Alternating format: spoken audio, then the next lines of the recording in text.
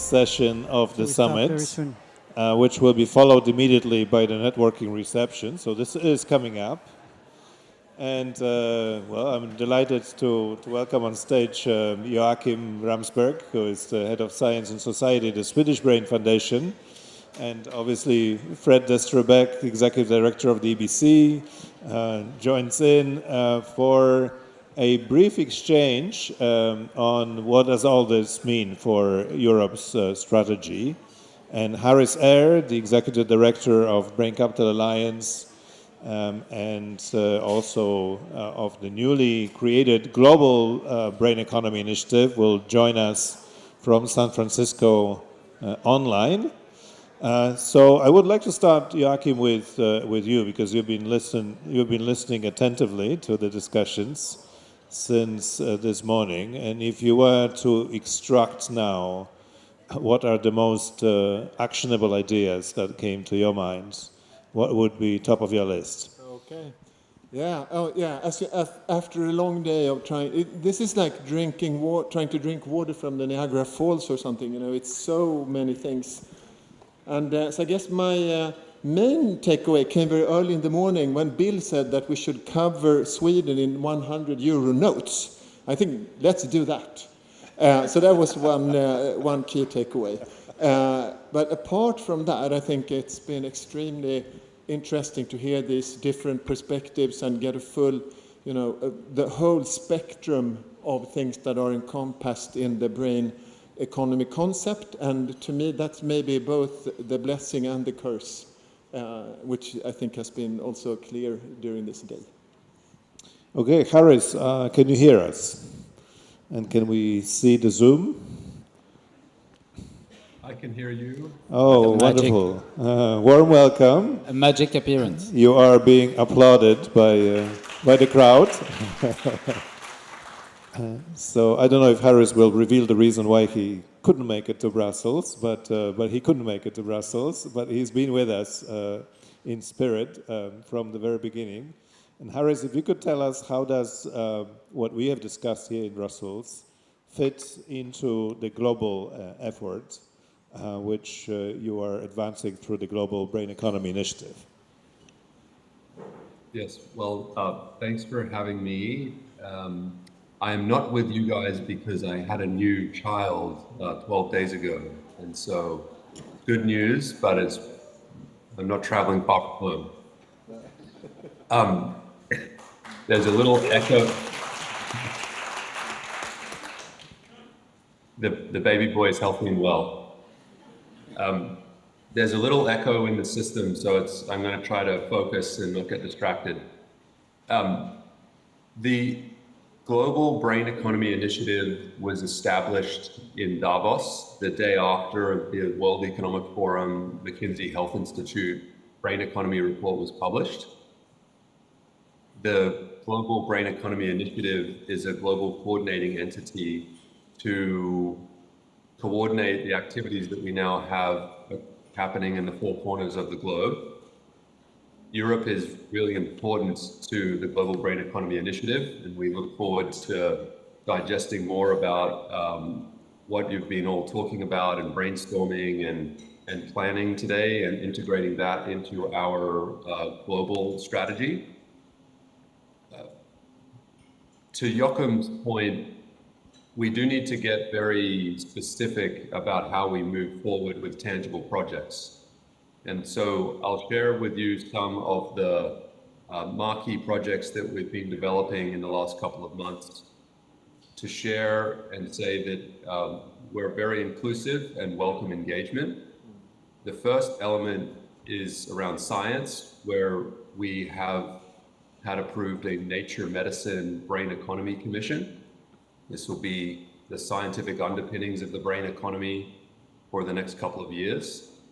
The second is we are now moving forward with the World Economic Forum Brain Positive Cities Initiative, the way of engaging with cities, small, medium, and large around the world, developing a field guide for how to drive a brain positive city transition.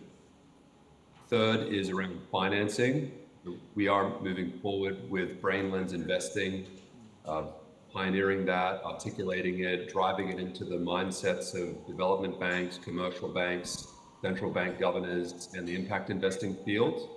And there was an event at the Skoll Forum a couple of weeks ago that you've probably been talking about today, where we have a series of projects to actually develop a financial vehicle to start deploying capital. The best way to do brainland investing is to actually just start and deploy money into investable opportunities. We have other work around health system transformation, which I think Jochen Reiser may have talked about.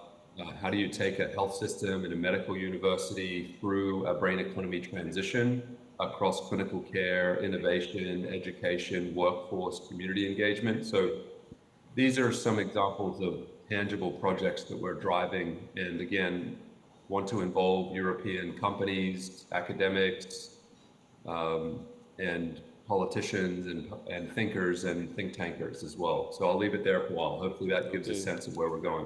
Brilliant, thanks so much. It does give excellent sense, and it also means there is an exciting journey ahead of us.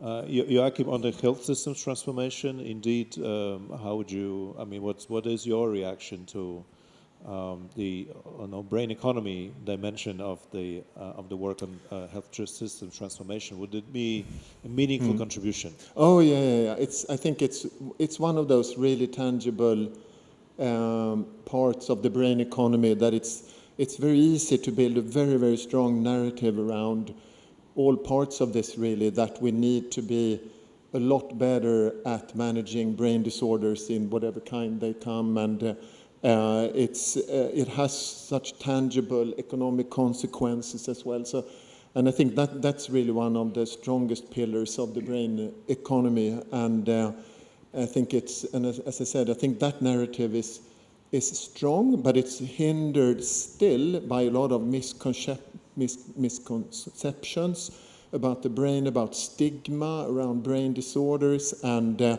not to pick on cancer in particular, but we work with collecting money from big and small donors into brain research and promoting the brain in society. And it's very clear, actually, that, cancer is unfair, I want to give money to that. That's why almost 80% of all private donations into research in Sweden goes to cancer research, which it's fantastic that they get. And very, very little in comparison goes to brain research, for example.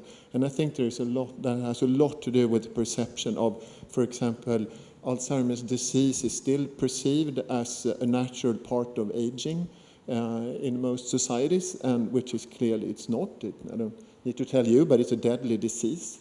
And so we have a long way to go still, even if it is one of the strongest pillars and one of the strongest narratives we have in the brain economy.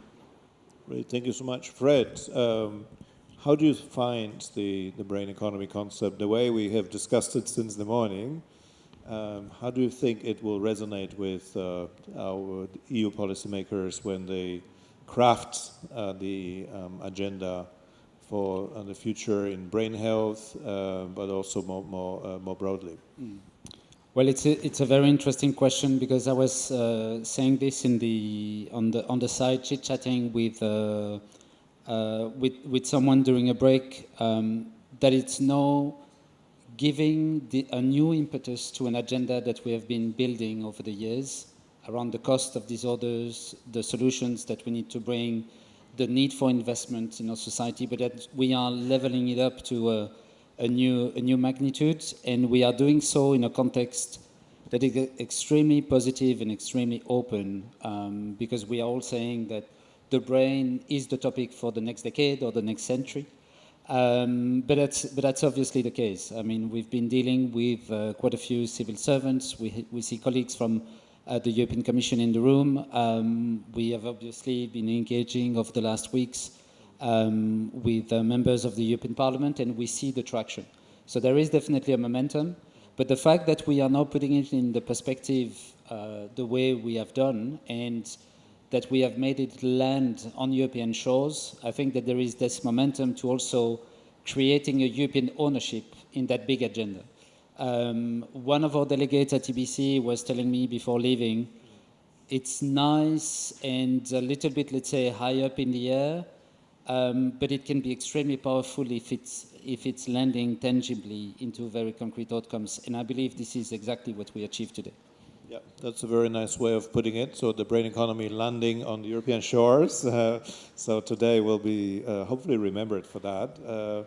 And if I could share a couple of thoughts at the end, and maybe if we could have the pledge back on the screen, because the way I think about the brain economy is that it really helps us to prepare for that big moment when the brain and its centrality will be recognized also in the European Union, which is coming. It's coming hopefully in the next parliamentary term.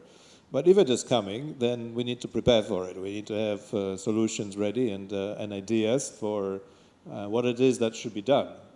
Because cancer has been a priority for a couple of decades. Now it's cardiovascular disorders. But when it comes to the brain, we need to be ready to pursue very tangible initiatives.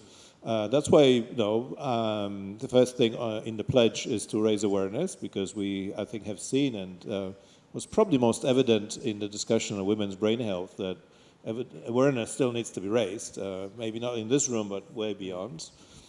Then there are targeted interventions which can bend the impact of the disease, so we need to identify well those and focus the attention on advancing the needle there.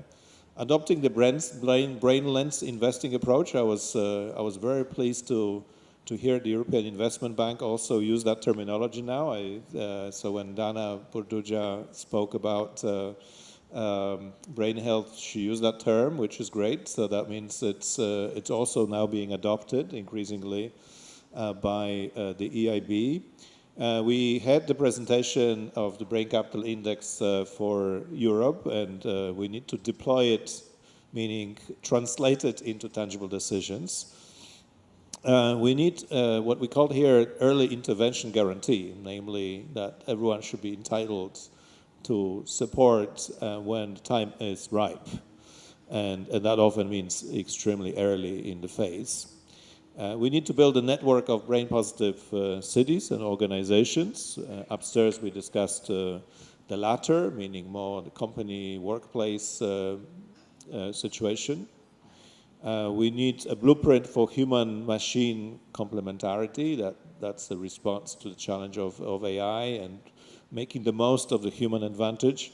And lastly, the Global South did come up a couple of times in the discussion, even though this has been a European Brain Economy Summit.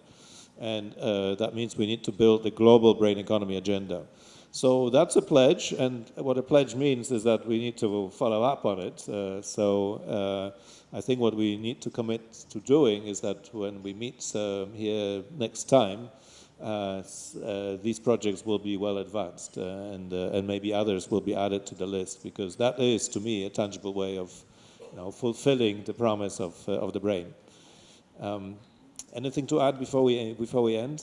Well, I have a provocative suggestion to change the identity of the summit, and rather to call it the European Brain Economy Summit, to call it the Brain Economy European Summit.